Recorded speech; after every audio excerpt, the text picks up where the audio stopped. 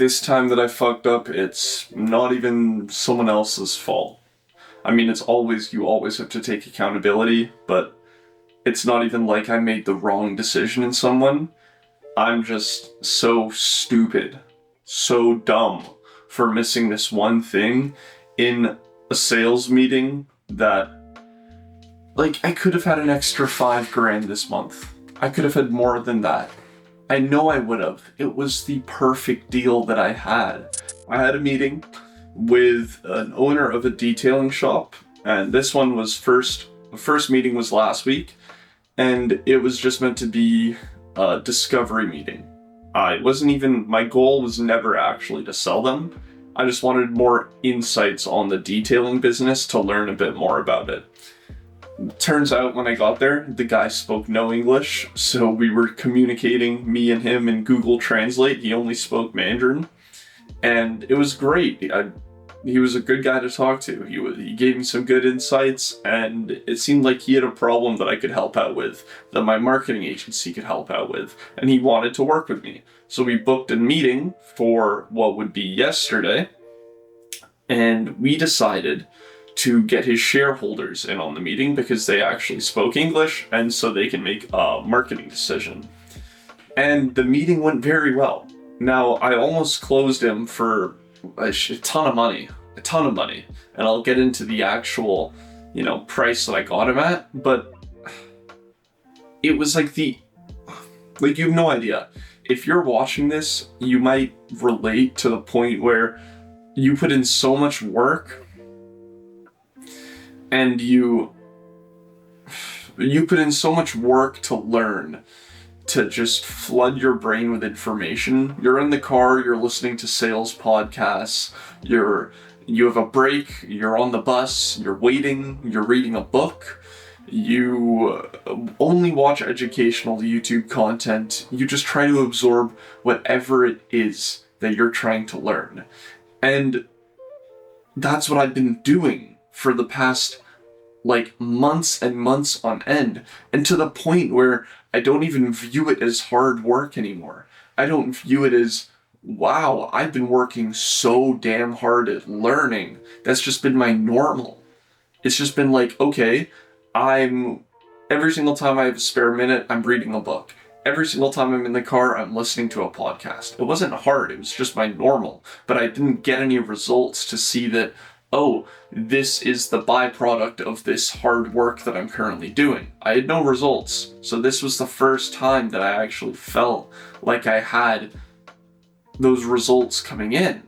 Or at least I thought. Anyways, getting back to the meeting, what happened was we had the meeting with the shareholders. It went very well. And what ended up happening was they didn't want my original contract proposal at $2,500 a month plus 15% commission for 3 months. That'd be $7,500 plus 15% commission. They wanted me to take 100% of the revenue for the first $5,000 of the flat fee payments. And then for the 3rd month payment, then they would pay the flat fee up front of the $2,500 plus the 15%. So the reason why they wanted me to take 100% commission for all the jobs I generate was the fact that they didn't have to pay a setup fee. And if I made them the $5,000, then they'd know, okay, this would work. So we can pay in an extortionately high commissions instead of the flat fee. That way I pay my employees out of pocket. There's a bit of risk for me, but the only money that I take are the appointments I'm generating them, so there's no risk for them. I was completely fine with that, and we had an agreement by the end to go ahead with that. We had an agreement that, I would essentially be working out of pocket, but I've got the ability to make that $5,000 back within the first month, and I'm confident I could have done so. $5,000 with about $800 average order value. And I could get upsells as well. I was ecstatic. I shook hands with them. I knew they were good guys. The guy in Mandarin literally said to his other friend, "This guy's gonna be the next Bill Gates," looking at me. You know how I was saying how I put in so much hard work. I didn't really view it as hard work, but I put in that work to then get the results. I saw it. Like, you don't understand. It's like when you study for a test, and then on the day of doing the test, every question that comes up, you're like, oh, I know the answer to that. I know the answer to that. It was like that, but in a sales meeting. I've never had that. And I'm sure a lot of you, if you're starting out in SMMA, you don't have that right now. You go into a sales meeting and you're just lost. You're tense, you're nervous. If they ask you a question, you don't know how you're going to answer it. You have your script and that's about it. This was an in-person meeting. I was in person with these guys. I had no script to rely on, yet it was the most comfortable I've ever felt. I felt completely in control of the conversation. I was using, let me get this book. I was using principles from this book, Science of Selling by David Hoffeld. It's so good. I've read the book. During the time that I'm doing DoorDash and that I'm waiting in my car, I'm reading this book and I'm developing information, I'm developing strategies, and I used 2 of them in the sales meeting, and it dramatically shifted the way that it went. It was pretty much entirely responsible for me digging into their emotional pain points and actually closing the deal. And those 2 things, one of them, it was to read their nonverbal language, to read their body language, to understand how do they feel, not based on the words they're saying, but the way that they're like the way that they look, the way that they're presenting themselves, the way they're sitting. And I noticed one of the guys, the guy that spoke full Chinese, he was not in tune with the conversation because he had to wait for the translation, so he was more just sitting there like curiously looking at me.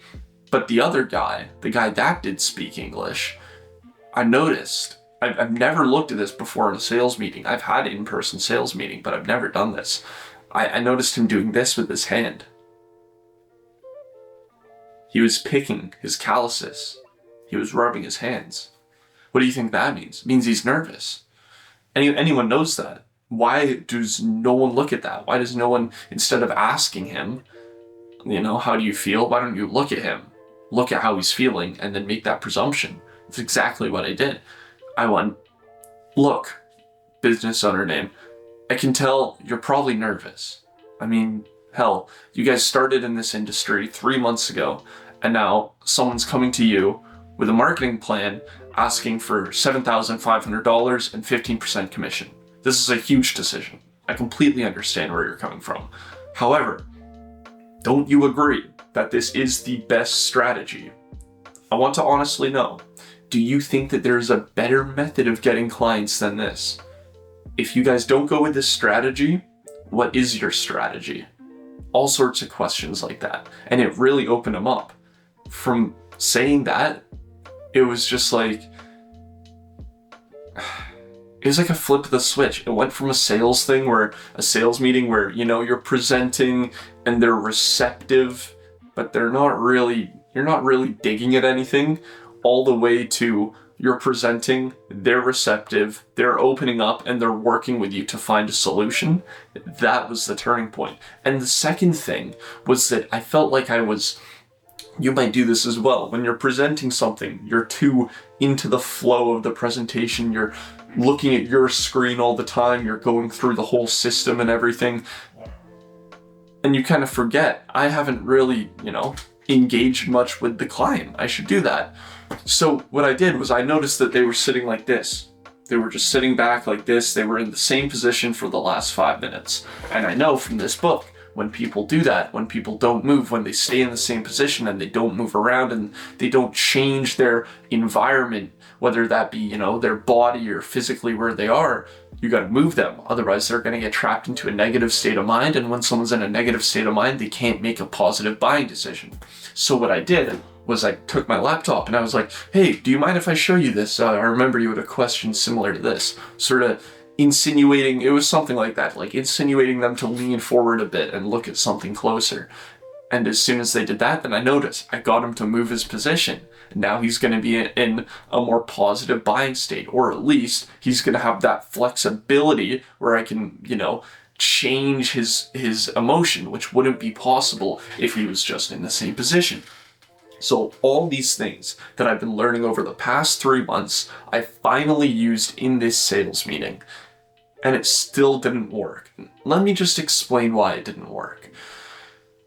So I left the building and I was ecstatic. We actually closed it. We shook hands, send over the contract, we'll sign it tomorrow, we'll get on board. You want to know what I forgot? I forgot to mention the ad spend.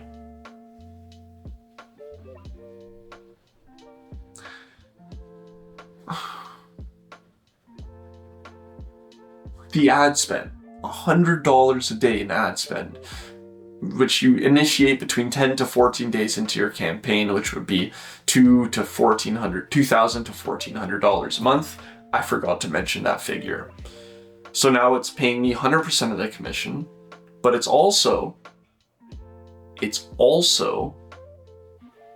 $1,400 to $2,000 in ad spend upfront that I didn't mention. So what do? Last night, I left him a voicemail. Hey, business owner name, I'm about to send over the contracts. However, there's one thing. I forgot to mention the ad spend, blah, blah, blah, blah, blah. $100 a day, between $1,400 and $2,000. Please give me a call back when you hear this. Then, I send him a text message. Sent you a voicemail, let me know once you got it. Have a good evening. Read yesterday.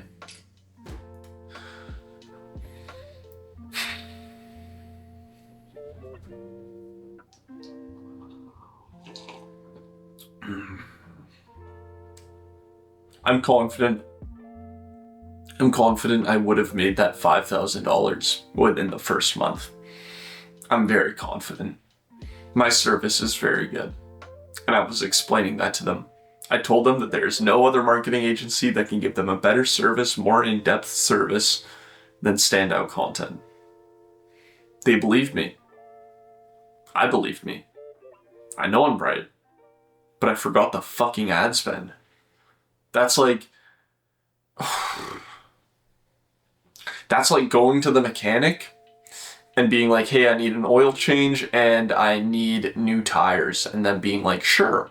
The oil is $60, the oil filter is $20, and we need to put weights on the tires or on the wheels.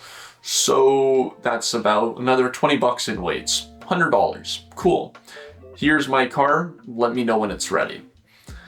And then they call you and they go, hey, I know I said it was $100, but I forgot. We have to pay our technicians. They charge $60 an hour, and this is a 3-hour job. So it's an extra $180. Now you're paying $280. Is that still okay? How would you feel? I mean, of course, you should think, oh, he never charged me for labor. Well, maybe it's included in the price. It's not your fault as the customer. He didn't charge you for labor. He never mentioned it. So rightfully so, he's not responding to me. And it's fucking annoying. I'm pissed off. I'm not pissed off at him because they were great to talk to. Seriously, great sales meeting. But I'm pissed off at myself because if I signed them,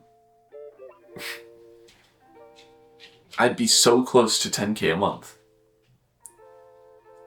By the end of August, I'd be right at 8K a month, like 7,950. And now, still remain at 3,750. It's crazy how fast things can change.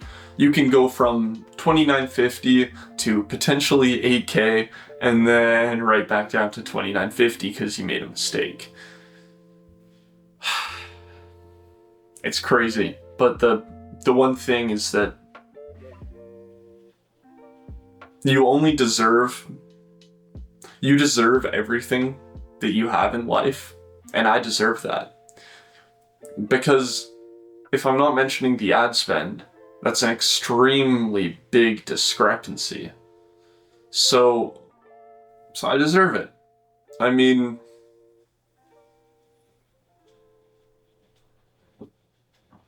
clearly it's a lesson. You know, I'm atheist. I don't believe in God, but if there is a God up there, then he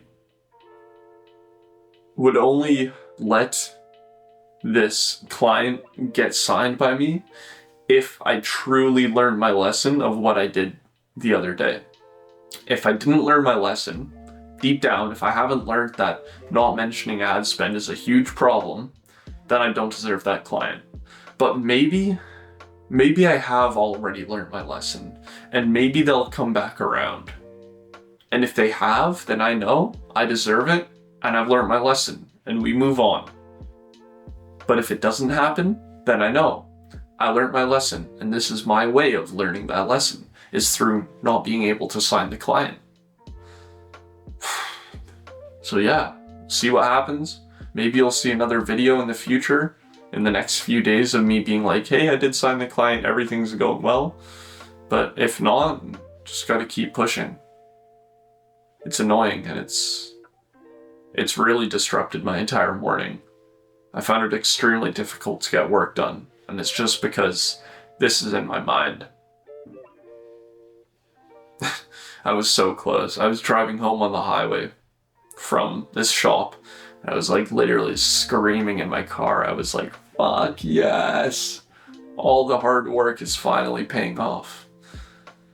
I was so happy. It was like, I didn't realize I was working hard until they shook my hand and they agreed to the deal. And then I realized that's what hard work is.